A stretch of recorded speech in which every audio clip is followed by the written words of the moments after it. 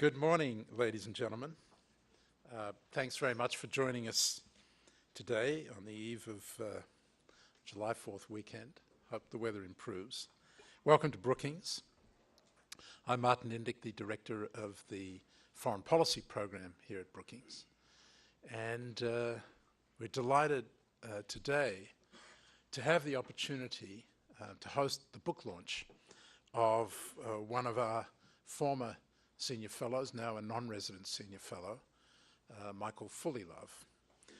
His book, Rendezvous with Destiny, How Franklin D. Roosevelt and Five Extraordinary Men Took America into the War and into the World, is published today.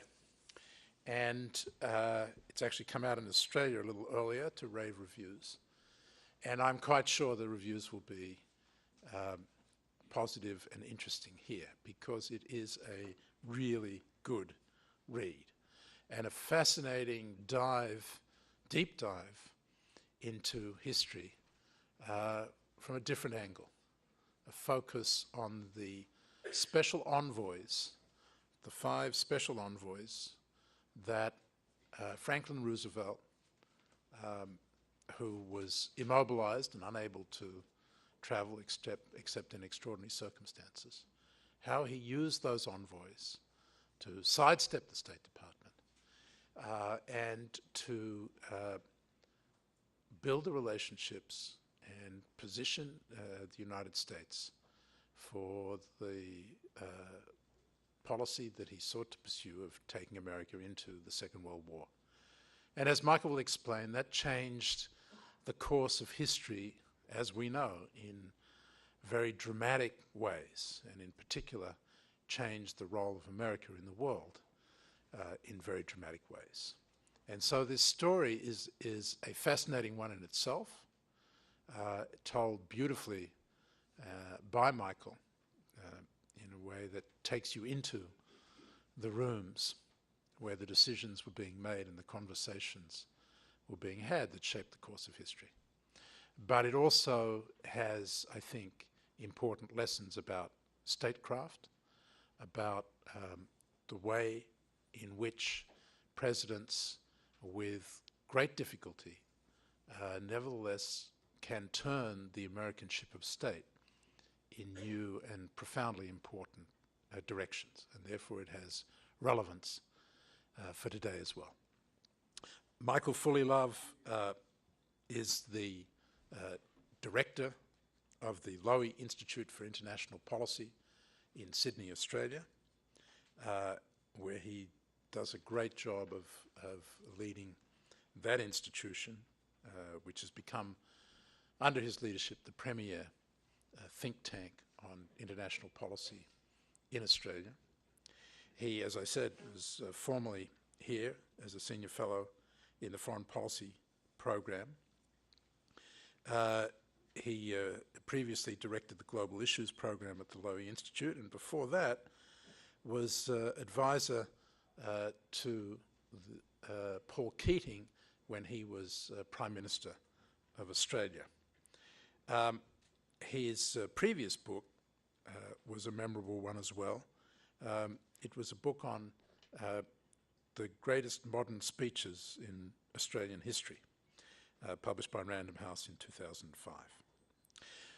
To discuss Michael's book in a conversation with the author, we are delighted to welcome back to the podium Kurt Campbell.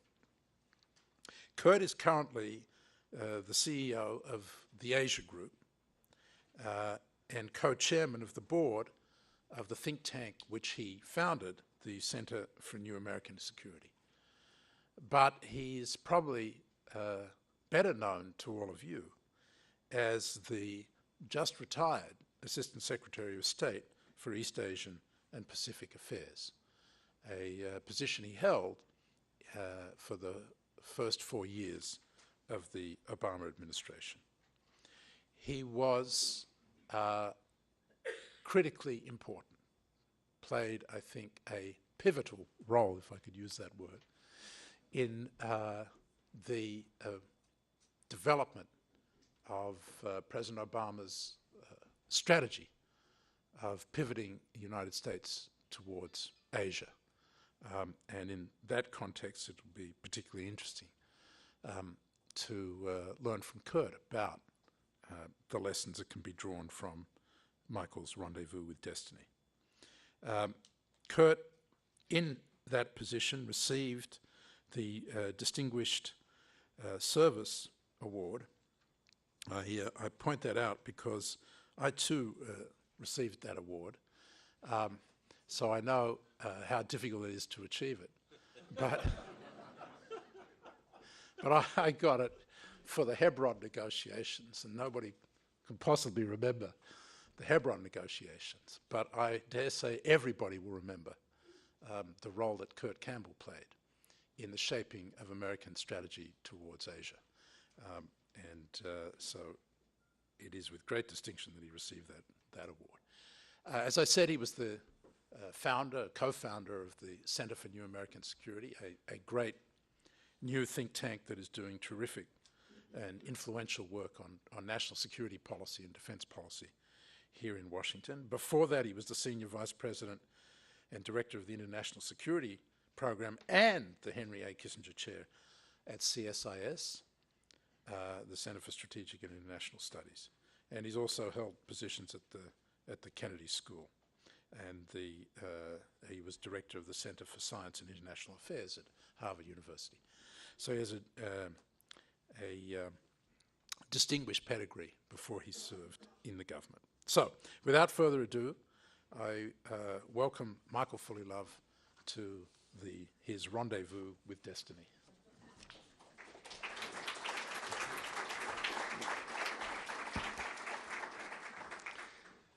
Martin, thank you for that very nice introduction. I'm delighted to be here at Brookings, an institution of which I'm extremely fond. As Martin said, I came to Brookings for a couple of years to watch President Obama win the Democratic nomination and then win the presidency, and I've been very proud to maintain my association with the institution since then as a non-resident fellow, and it's great to see a number of my Brookings colleagues in the room. Thank you very much for joining us. Thank you to those who've come from outside Brookings, braving the rain today and showing great Australian fortitude in doing that. I know you're mainly here to see Kurt, but thank you anyway.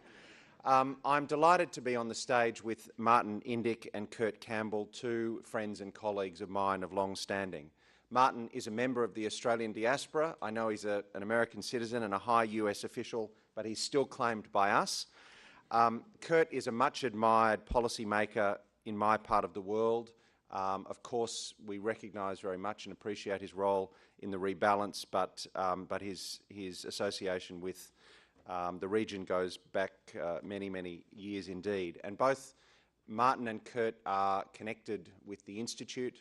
Martin is one of my board members, and Kurt will be joining us later this year as our inaugural Distinguished International Fellow. So I'm honoured very much by Martin's invitation and by Kurt's agreement to participate. Importantly, both Martin and Kurt are members of the Australia Lobby. Now, I know there are many lobbies in Washington, but let me tell you, nothing is as insidious and seductive as the Australia Lobby. We are dedicated to manipulating influential people inside the Beltway to the point where they acquire an interest in cricket, a laconic sense of humour, and a laid-back approach to life. We are very, very dangerous. Ladies and gentlemen, books should be written about the Australia Lobby. I'm also pleased to say that our leader, the leader of the Australia Lobby, Ambassador Kim Beazley, is in the audience. So thank you very much, leader. Ladies and gentlemen, in the last couple of years, I've had a break from my duties at the Australia Lobby to write this book, Rendezvous with Destiny. And I wanted to write about this topic for three reasons. The first is that I believe that FDR was the greatest statesman of the 20th century. He saved American democracy from the Great Depression. He led the Allies to victory over the dictators. He won 4 consecutive presidential elections, and he did all this with a broken body. He was also a seductive, effervescent figure. Churchill said that meeting Roosevelt for the first time was like opening your first bottle of champagne. And let me tell you, when you spend a number of years